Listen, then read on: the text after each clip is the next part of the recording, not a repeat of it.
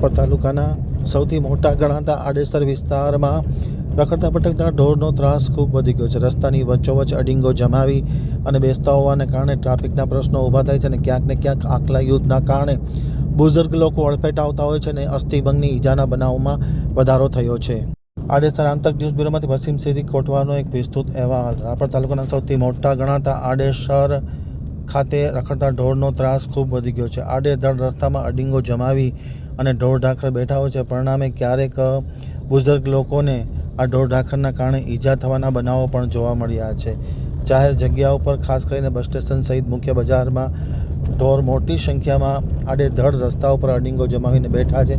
ક્યાંક ને ક્યાંક ટ્રાફિકની સમસ્યા પણ જોવા મળે છે અને ક્યાંક ને ક્યાંક આખલા યુદ્ધના કારણે બુઝુર્ગ લોકો અડફેટ આવતા હોય છે અને તેમને ઈજાના બનાવો પણ જોવા મળી રહ્યા છે. તાત્કાલિક અસરથી નવા સરપંચે જ્યારે આડેસરનો વિકાસ કરવાનું શરૂ કર્યું છે ત્યારે આ રખડતા ભટકતા ઢોરને ડબ્બે પૂરી અને ત્રાસમાંથી પ્રજાને મુક્ત કરે તેવી માંગ ઉઠવા પામી છે.